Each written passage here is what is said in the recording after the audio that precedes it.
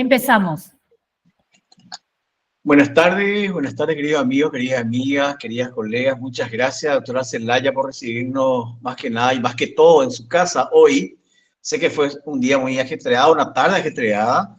Quiero comentarle a los colegas y a las colegas que se están uniendo que la doctora Celaya ha hecho un esfuerzo para poder estar con nosotros hoy.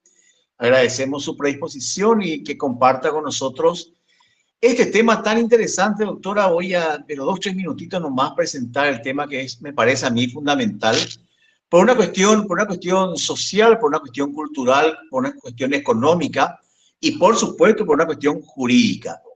Hay temas esenciales en nuestro país que son hasta transversales en las distintas jurisdicciones, ¿verdad? Así temas, por ejemplo, el tema agrario, el tema niñez, el tema del relacionamiento personal intrafamiliar, del relacionamiento humano entre dos personas y por sobre todas las cosas la implicancia que esto tendría, tanto las relaciones civiles, relaciones familiares, relaciones penales, es de suma importancia al grado tal que la propia Constitución Nacional ha establecido este reconocimiento de esta situación y, valga el juego de palabras, de hecho, ¿no? Y además, no solamente lo ha reconocido, ha establecido, ha constitucionalizado situaciones tales que hoy en día vemos efectivamente que tienen suma gravitación en lo que respecta a la regulación, no solamente, repito, no solamente de cuestiones meramente económicas, sino que por sobre todas las cosas vivenciales entre un hombre, una mujer, el relacionamiento entre los padres, los hijos, el relacionamiento entre la pareja y eventualmente las circunstancias, las consecuencias, la transversalidad, volvemos a repetir esto porque es así, en aspectos tales como el ámbito civil, el ámbito penal, el ámbito de la niñez. Así que, señores, queridos amigos, queridos colegas que se están uniendo, son puntualmente las 19:32, dice mi reloj aquí, acá también, ¿verdad?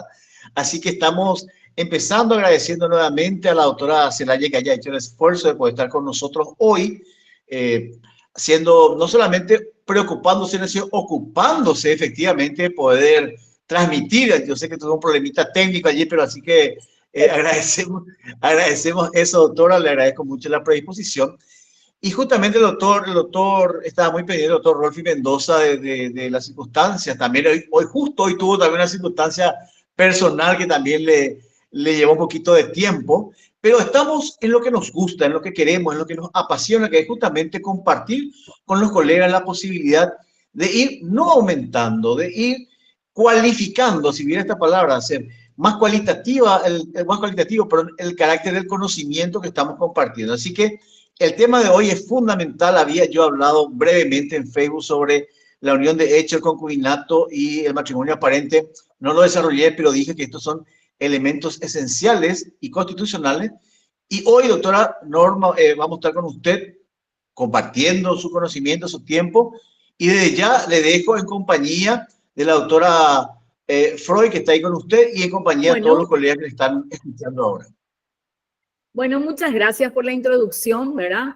Escogí este tema, así como lo dijo el colega Edward, ¿verdad? En razón de su importancia dentro del ámbito jurídico, sin entrar a tallar el interés que puede haber dentro de la sociedad o los motivos de su existencia, ya sean culturales, legislativos o económicos, o la relajación que hoy día hay o que puede observarse en las parejas que optan por la convivencia en primera instancia y luego la del matrimonio, ¿verdad? Nuestra legislación ha ido regulando de manera paulatina esta institución.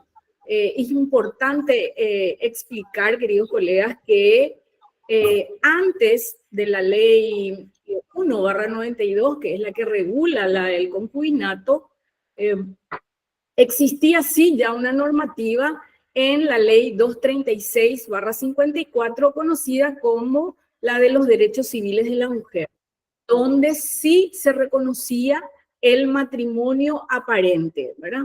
Y esta ley 236, en lo que se refiere a esta institución, tuvo su controversia también. Inclusive el proyectista del Código Civil, el doctor De Gasperi, había hecho sus críticas a esta ley 236 de los derechos civiles de la mujer en esta parte, en lo que se refiere a que podría darse una suerte de mala interpretación entre el matrimonio aparente y el matrimonio putativo. O sea, tuvo sus inconvenientes en ese sentido.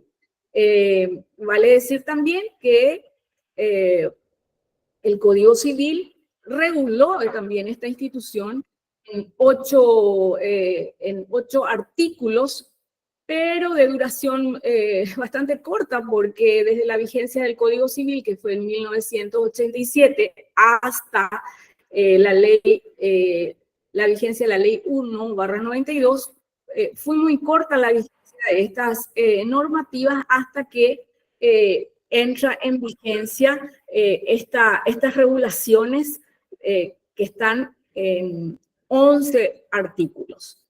En la doctrina, para una mejor interpretación, comprensión de esta institución, trae una interesante especificación que quiero compartir con ustedes.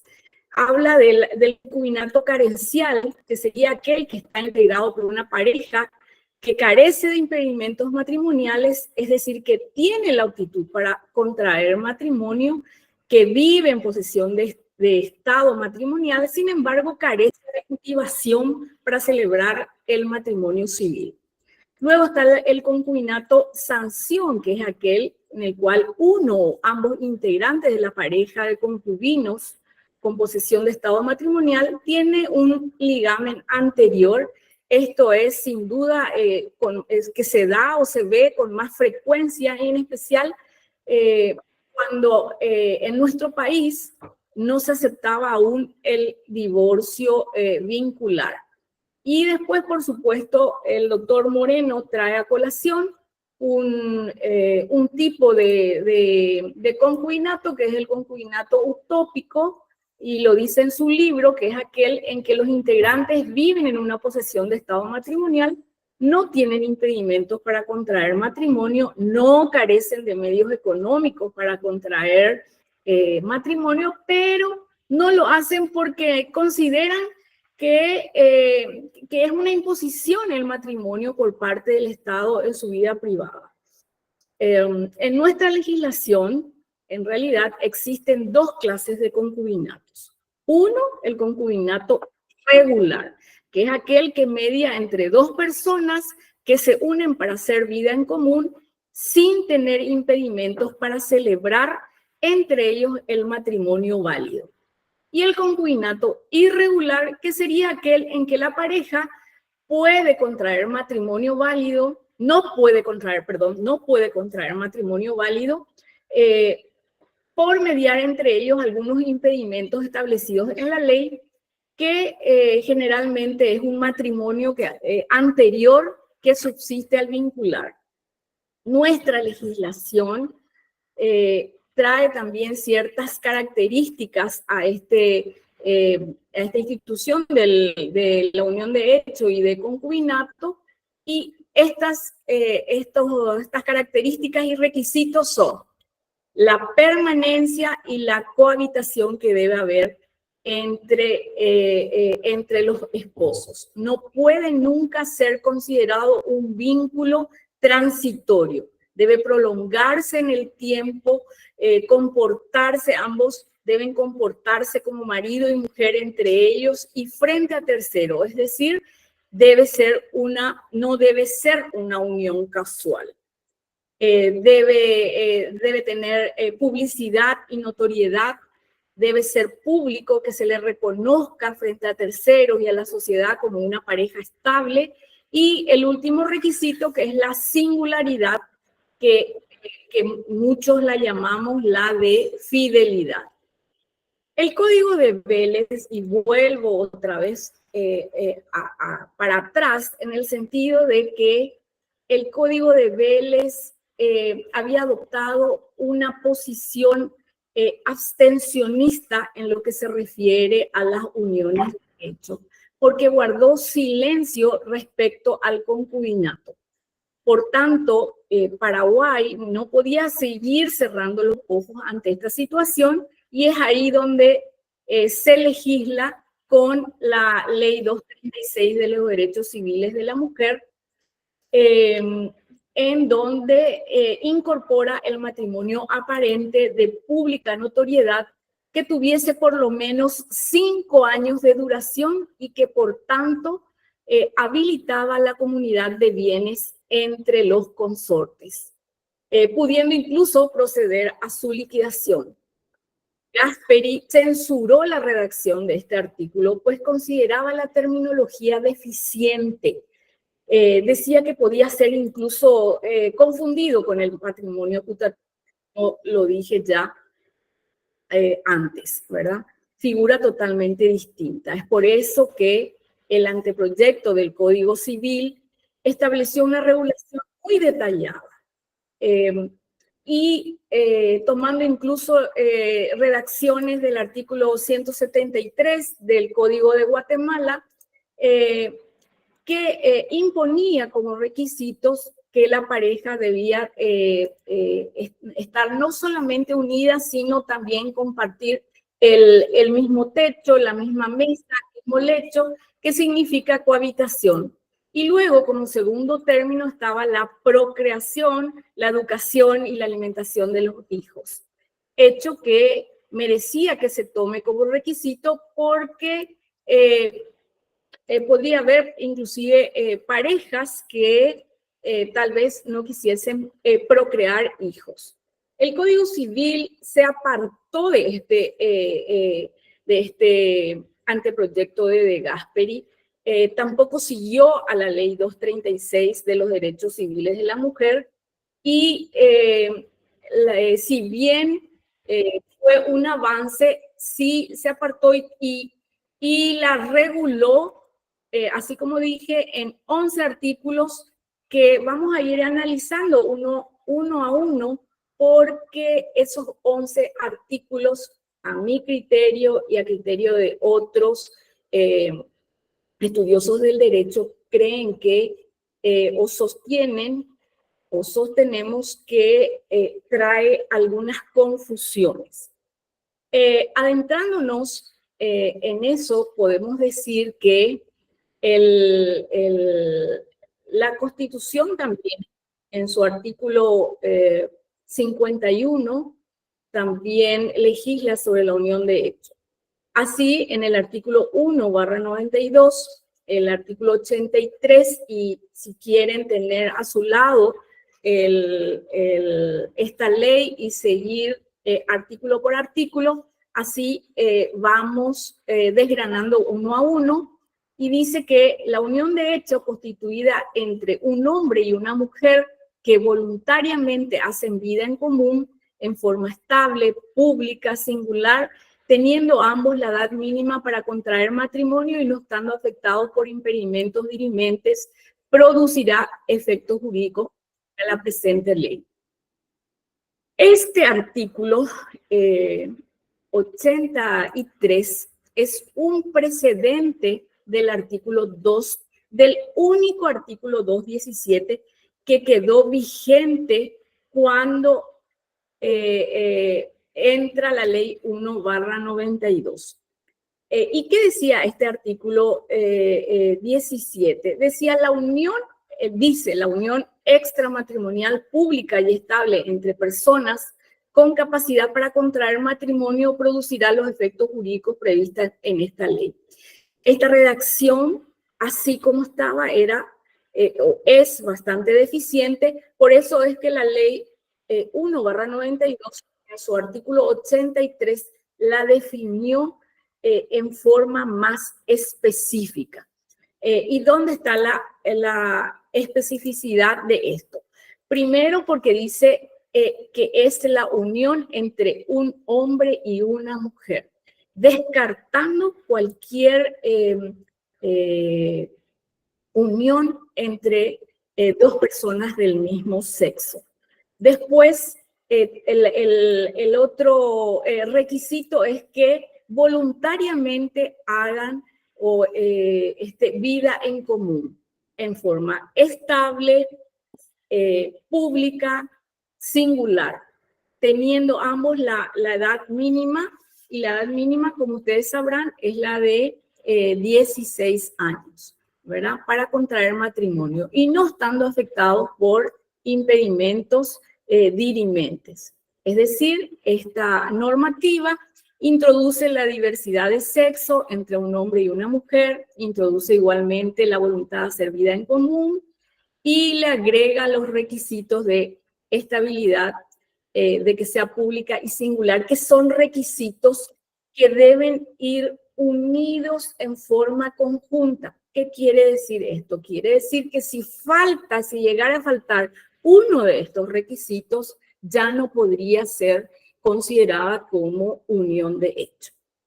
Es decir, son acumulativos entre sí estos requisitos. La ley también establece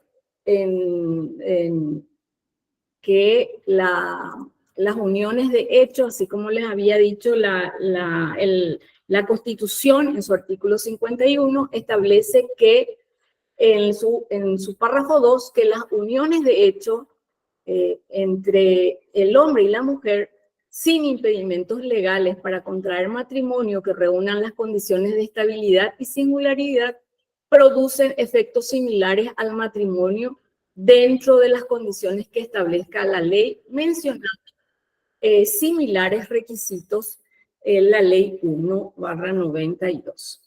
Es decir, que nuestra Carta Magna reconoce a la unión de hecho y sus efectos. Y no debemos olvidar esto que está en la Constitución al momento de fundamentar nuestros escritos de unión de hecho. No solamente articular el artículo 83 de la ley 1/92, sino también no olvidar de fundamentar al artículo 51, párrafo segundo de la Constitución Nacional.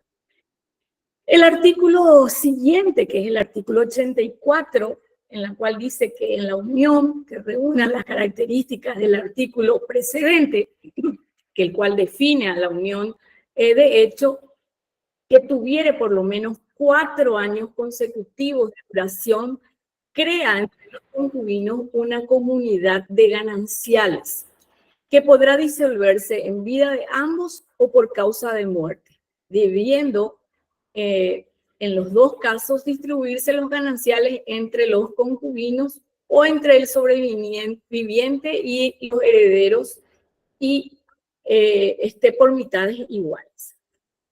El principal efecto de este artículo 84 es que es a favor de los concubinos, es que a los 4 años de unión, este plazo y esta situación podrán probarse por todos los medios de prueba que dispone el derecho, ya que constituye entre ellos una comunidad de gananciales. Y ahí surge una duda. Si es a partir de los 4 años los bienes que se adquieren son gananciales, o si a los 4 años ya puede considerarse que todos los bienes adquiridos desde el momento de la unión reúnen dicha calidad. Los estudiosos del derecho, inclusive el doctor Moreno en su libro, expone que debe ser considerado desde este último. Es decir, que esos 4 años se consideran desde que la pareja se unió, ¿verdad? Y desde ese momento forma la comunidad de gananciales. Esto es muy importante.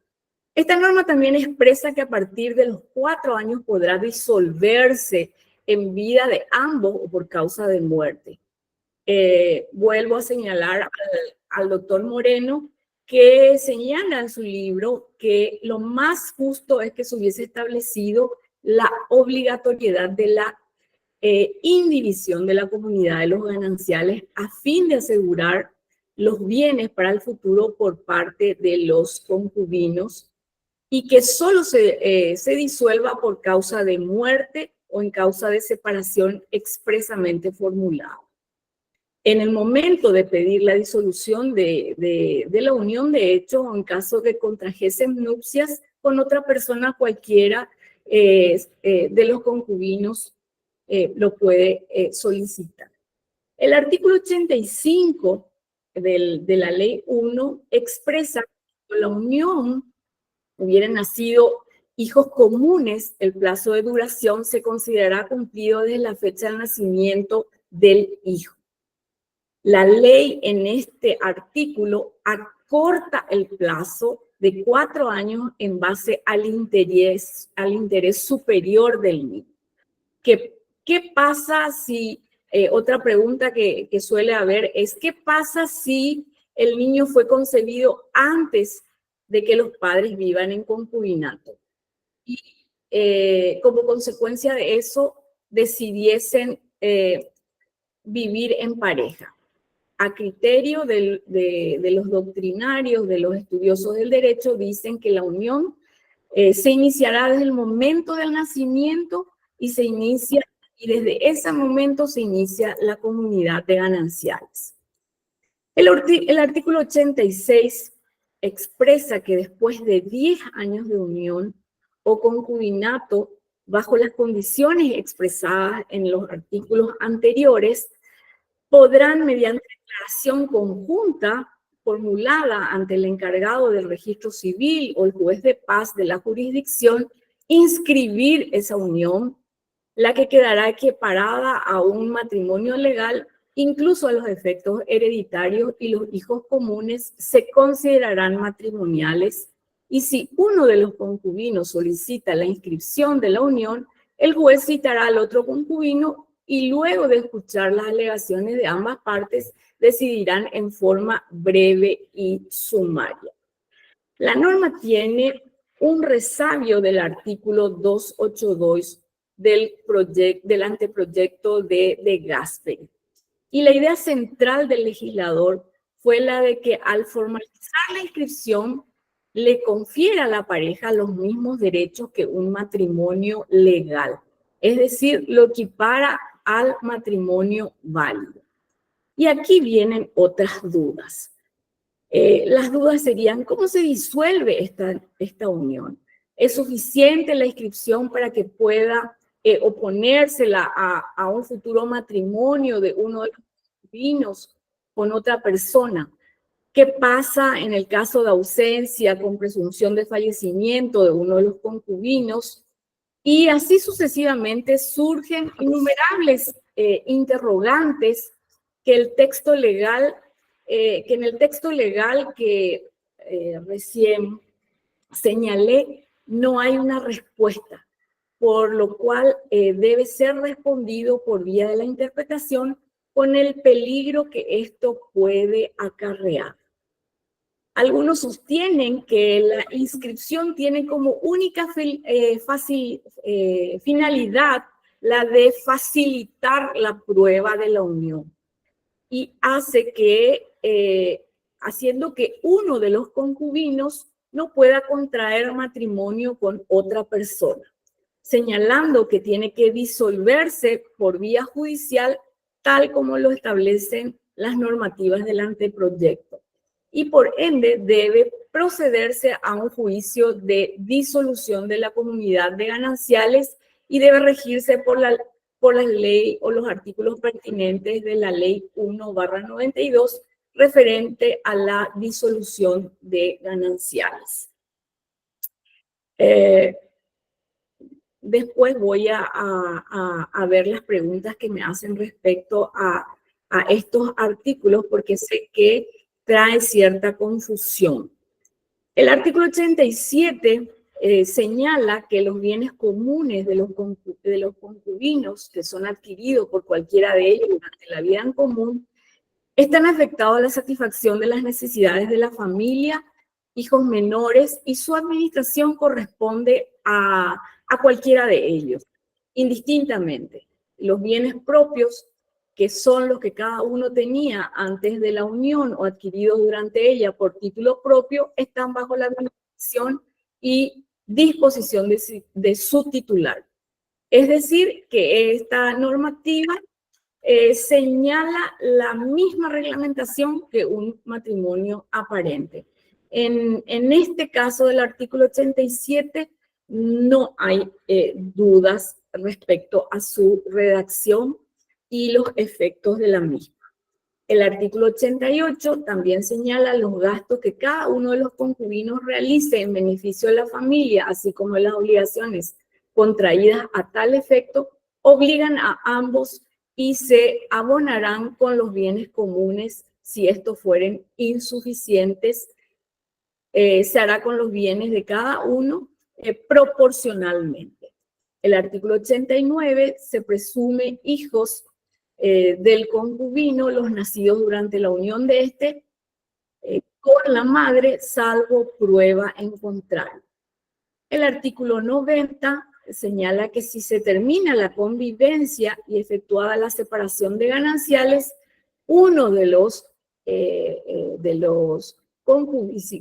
concubinos careciere de recursos, estuviese imposibilitado de procurárselo, podrá solicitar alimentos al otro miembro mientras dure la emergencia. El artículo 91 señala que si la unión termina con muerte de uno de los concubinos, siempre que ella tuviese cuando menos 4 años de duración, el sobreviviente recibirá la mitad de los gananciales y la otra mitad se distribuirá entre los hijos del fallecido. Exactamente igual que la de un matrimonio válido en causa de muerte de uno de ellos. Si el causante tuviese bienes propios, el concubino supérstite concurrirá con los hijos en igual condiciones de esto. El derecho de representación del concubino supérstite solo se extiende a sus descendientes en primer grado. El artículo 92 señala que si el fallecido no tuviese hijos, pero dejare ascendientes, el concubino sobreviviente concurrirá con la mitad de los gananciales en partes iguales. El artículo 93 señala que si el causante no tuviere descendientes ni ascendientes, el concubino supérstite recibirá los bienes del mismo, excluyendo, por tanto, a los colaterales. Es exactamente igual que el matrimonio aparente. Y lo mismo en el último artículo, que señala que el supérstite en las uniones de hecho que tuviesen cuando menos 4 años de duración gozará de los mismos derechos en caso de jubilaciones, de pensiones, indemnizaciones que corresponda al cónyuge.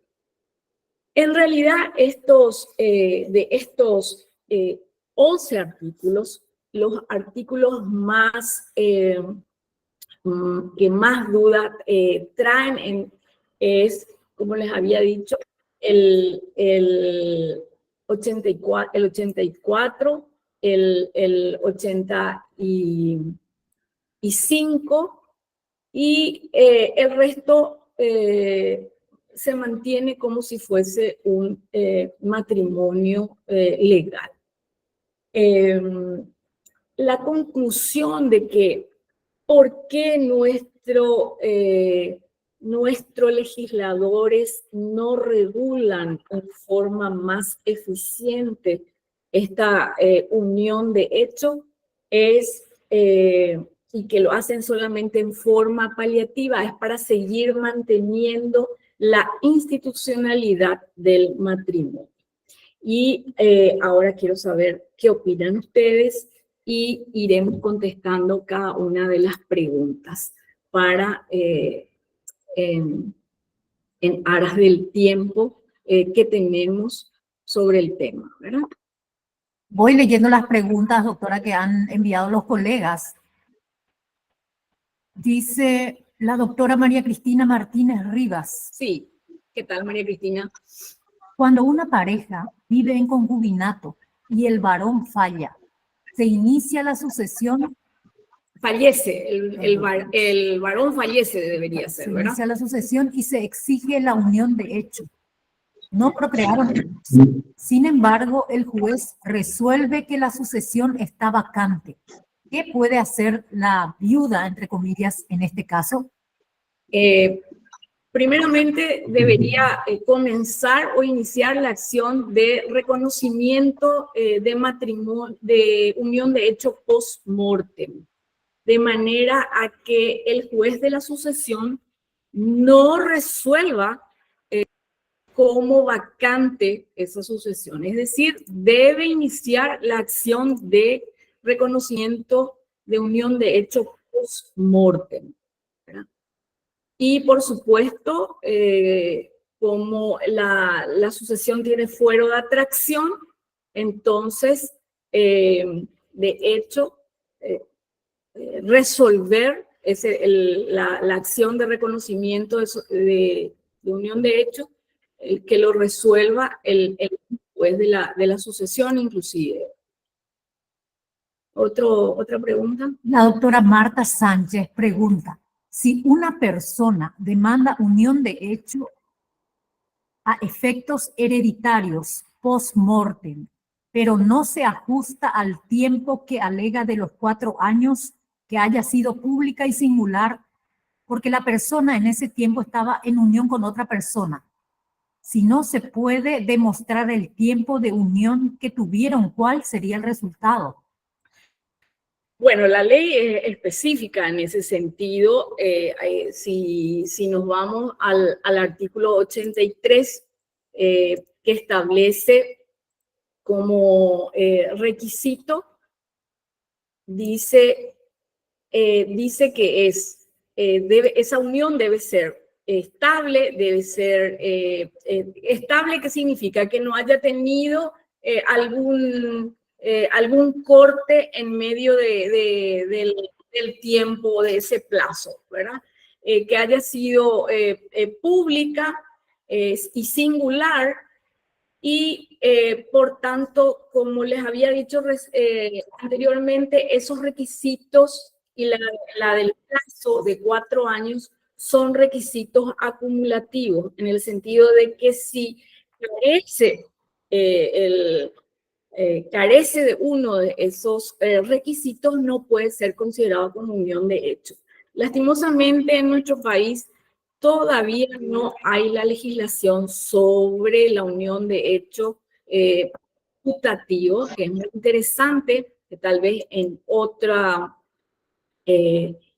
día podamos hablar de ese tema, pero en realidad no habría muchas cosas que hacer, sino que tratar de demostrar que sí se cumplen todos los requisitos. Si no se cumple, es imposible. La doctora Lourdes Chamorro agradece y dice, excelente, muy interesante el tema. La doctora Elba Capdevila, reconocimiento de matrimonio aparente contra sucesión.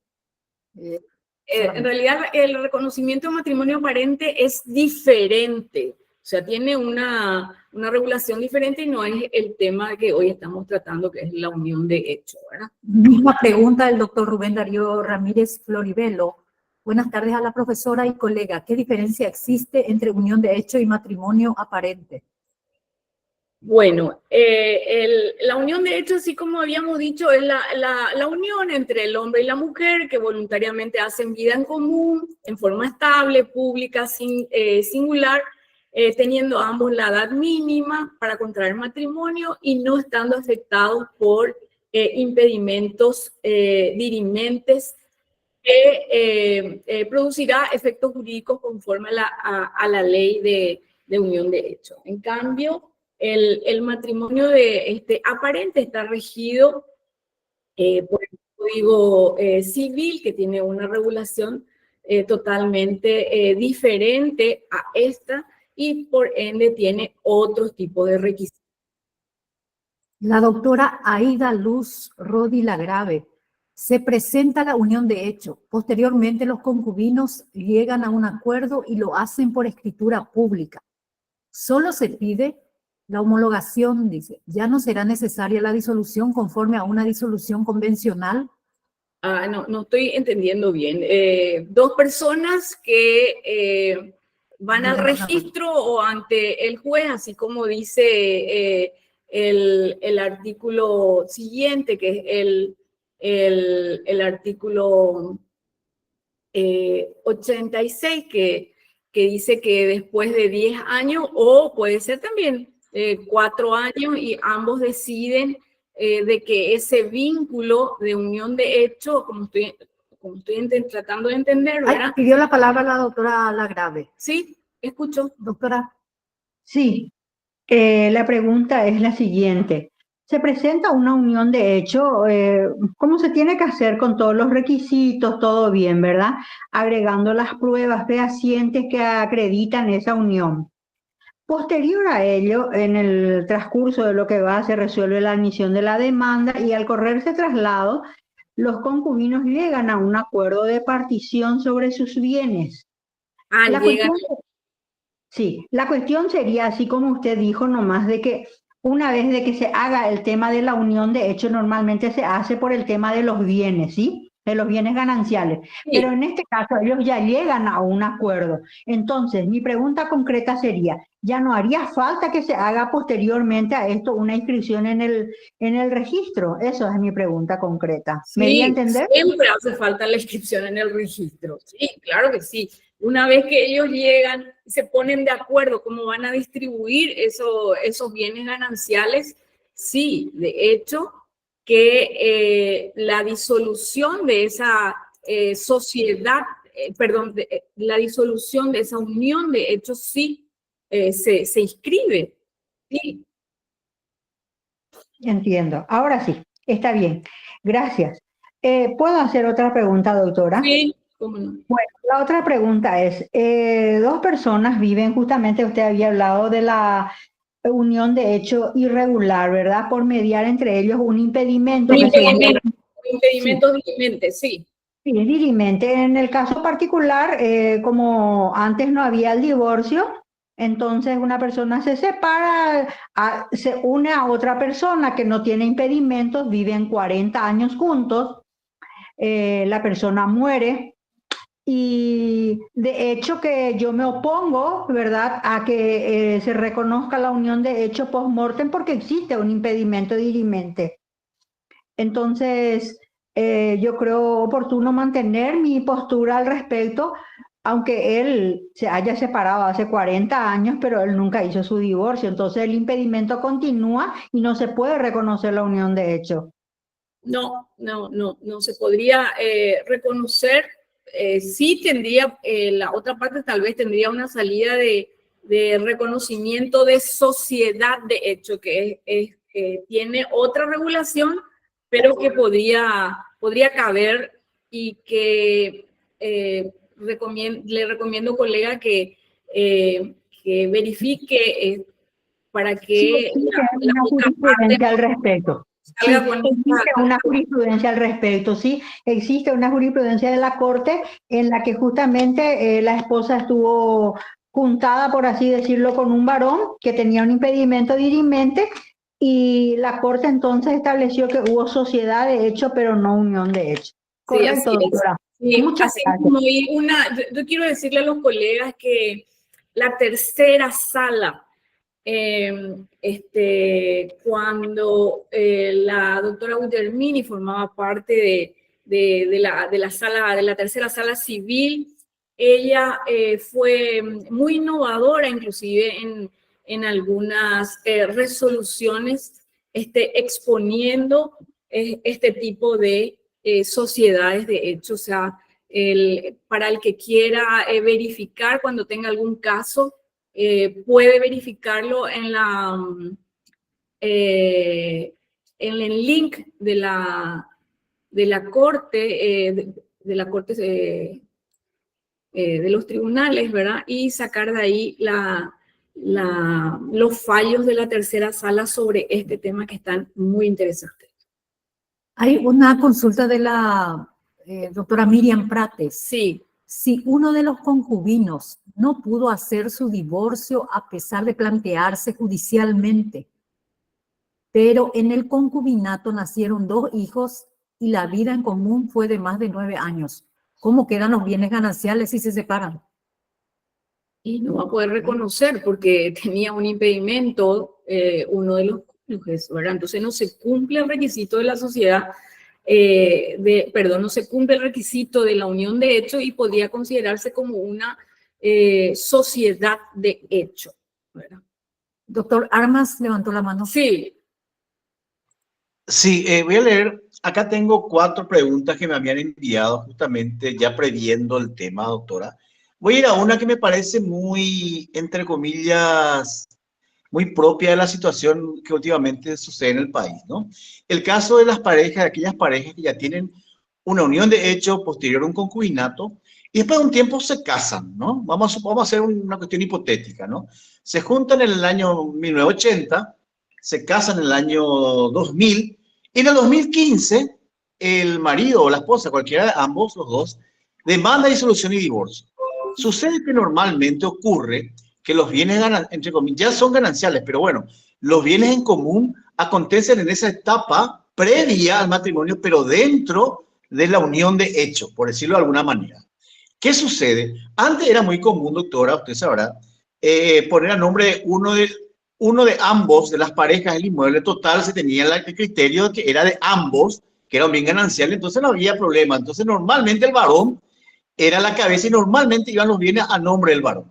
¿Qué sucede? Y aquí está la pregunta. ¿Qué sucede en aquellos casos donde ya habiendo matrimonio, luego de 5 años de matrimonio, dijimos que en teoría en el 2000 se casan, ¿no? En el 2005 se plantea una disolución y divorcio.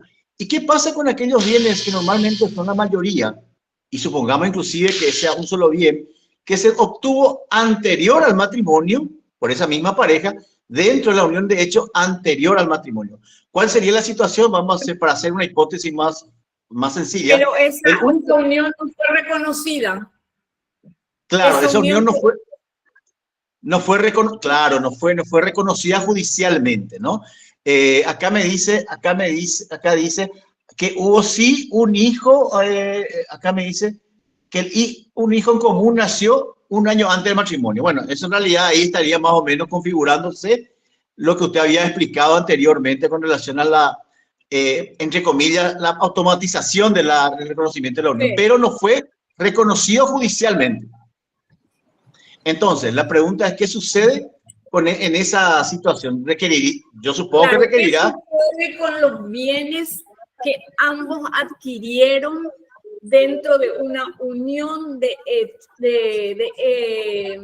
una unión de hecho no reconocida legalmente o jurídicamente, ¿verdad? Y después contrajeron matrimonio. Bueno, así mismo. Yo diría que esa primera etapa debe ser, sí o sí, tiene que hacer un reconocimiento como una sociedad de hecho. No queda otra. En ese plazo, ese plazo de esa primera instancia en que ellos vivieron juntos e hicieron su vida en común, pero que no fue reconocida, y ese es un plazo que debe ser reconocido como si fuese que tuvieron una sociedad de hecho previamente antes del matrimonio. No sé si usted concuerda con eso o tiene otro criterio, doctor Edward. No escucho, está apagado su micrófono, no le estoy escuchando. Sí, concuerdo con usted, doctora. La duda sería eventualmente si se plantearía un incidente dentro de la disolución o un juicio independiente que después pueda hacer. No, tiene que ser un juicio independiente en el cual se obtenga una sentencia o una resolución, ya sea favorable o desfavorable, ¿verdad? Y si es favorable, bueno, esa resolución se trae a lo que se trae al de la, no sé si me dijo el de la sucesión o el matrimonio, ese no entendí. Disolución, una disolución. Perdón. No estaba Perfecto. A la disolución. Perfecto. Pero no como Perfecto. incidente, ¿verdad? No, de ninguna manera un incidente, sí una acción nueva, ¿verdad? Perfecto, doctora. Doctora Freud, ¿hay otra pregunta allí? Sí, tenemos de la doctora Emi Cabrera. ¿Qué estrategia utilizar para la unión de hecho cuando se reúnen casi todas las condiciones, por ejemplo, hijos, cohabitación pública? Solo faltan los 300 días de la SD del divorcio del causante dice. O sea, solo eso sería la dificultad. Ah, pero hay un impedimento, entonces hay un impedimento dirimente porque uno de ellos tiene un vínculo matrimonial anterior. ¿Es así? Sí. Yo, de lo que entiendo, no podría haber reconocimiento de unión de hecho, ¿no? La doctora Jazmín Soledad González, si tenía 21 años y se separan, uno de ellos se casa y la mujer se queda en la casa, ¿el hombre no puede reclamar nada teniendo 3 hijos en común? No estoy entendiendo bien. Si tenía 21 años, tiene que ser de la unión. Y se separan. De unión, se separa. Y uno de ellos se casa. Contrae nuevas nupcias. Y la mujer queda en la casa. El hombre no puede reclamar nada. Teniendo 3 hijos en común. Lo que no entiendo es quién reclama. ¿El hombre le reclamaría a la mujer? No estoy entendiendo. Sí. La doctora Jazmín Soledad González. Está la colega Jazmín, si puede encender el micrófono y explicarme un poquitito más, por favor. Sí, buenas noches a todos. Sí, la pregunta es la siguiente. Una pareja de hecho, de unión de hecho, 21 años estando juntos. Y luego una separación. Y el hombre se casa. La mujer queda en la casa con los 3 hijos. El hombre tiene un matrimonio legal, es decir, que después él puede venir a reclamar algo de la casa o algo así, o la mujer puede quedar directamente como dueña de la casa o tiene que hacer únicamente ese proceso de pedir legalmente. Dependiendo si los bienes adquiridos durante esa unión fue de ambos o está a nombre de ambos, sí, yo considero que debe hacer el reclamo judicial, es decir, iniciar una acción de reconocimiento de sociedad de hecho desde en el plazo que estuvo unida, no después que el hombre se haya vuelto a casar, sino en el plazo en que inició la relación hasta que se finiquitó. La doctora María Pérez. Siempre y cuando en ese plazo de 21 años no hubiese habido ningún inconveniente, es decir, no haya habido alguna situación por el cual no pudiesen haber contraído matrimonio en ese lapso de tiempo, ¿verdad? No había ningún inconveniente, simplemente vivieron judicialmente. Sí. Entiendo. ¿Esa es la pregunta? Sí, debe hacerlo. La doctora María Pereira, no sé si está conectada. Ella pregunta, ¿qué pasa cuando un causante inició en vida un divorcio y nunca salió su sentencia, pero en ese interín estuvo en convivencia con otra persona durante más de 10 años? Fallece el señor. ¿Cómo queda la concubina en la sucesión? Y tiene que hacer el reconocimiento, el pedido de reconocimiento y acercar todas las pruebas. Claro que en ese sentido, dentro del relato de los hechos que coloca la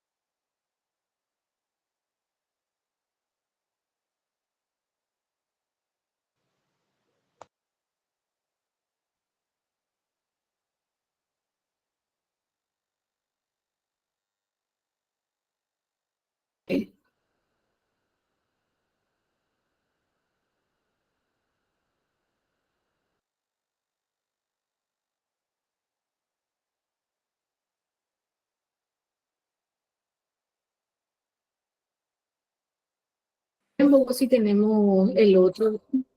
Maresana tampoco 21, 20, 24. Ahí ya sale el audio, ahí ya sale.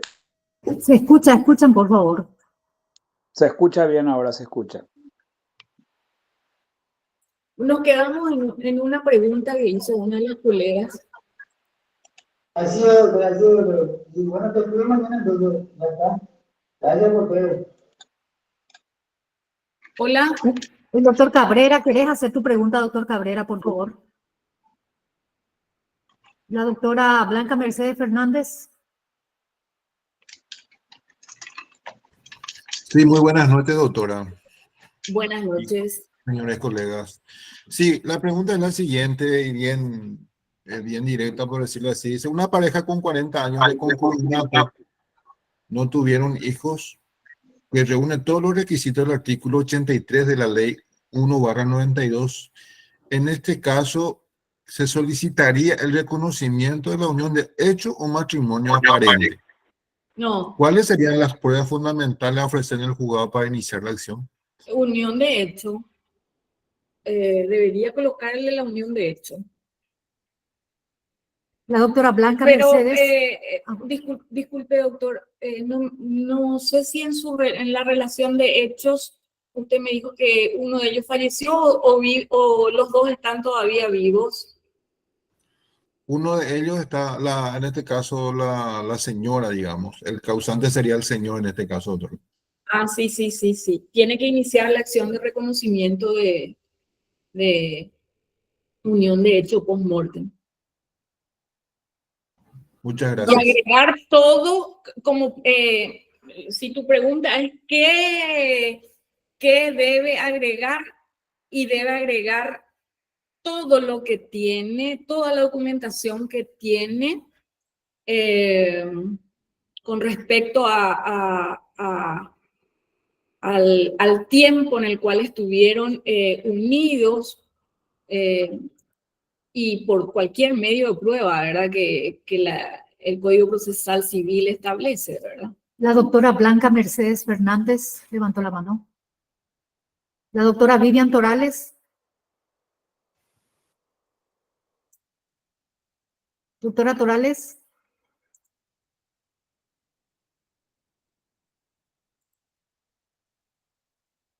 Ya preguntó el doctor, el de 40 años.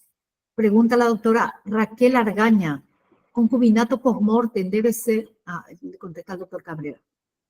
¿Qué se puede plantear donde el hombre está casado, luego se separa y se une en concubinato con otra mujer, donde tienen 2 hijos comunes y compran juntos una casa a nombre de la mujer y ahora la mujer le quiere echar al hombre, diciendo que la casa es solo de ella?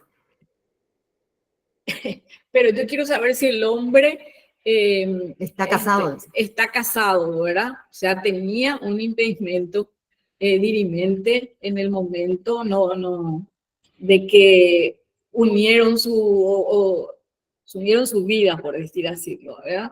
Entonces podría plantearlo como una sociedad de hecho. La doctora Vivian Torales. Levantó la mano. Doctora, ¿estás conectada?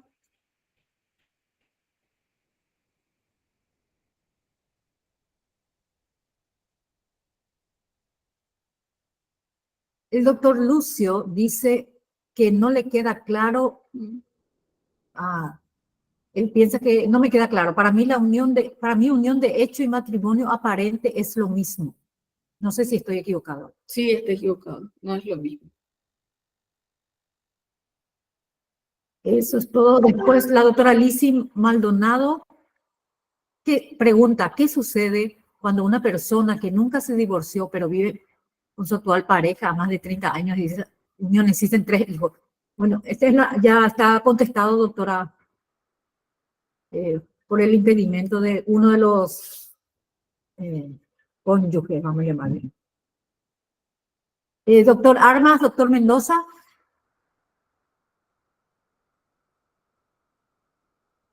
No le escuchamos, doctor Edward. Tu audio, doctor Armas. Ahí está. Da gusto, no están pendientes, eso es importante. Eso quiere decir el interés que ha suscitado esta charla. Le comento a la doctora que esta es una de las charlas con mayor audiencia que hemos tenido. Muchísimas gracias, efectivamente y evidentemente. Y usted se adelantó, doctora, muy inteligente de su parte. Dijo, ese tema lo haremos después. Quedaron algunas cuestiones en el tintero que lo vamos a seguir hablando. Yo creo, doctor, que en una próxima podríamos hacer también así como una pequeña síntesis de media hora y después comenzamos a traer las preguntas sobre matrimonio aparente.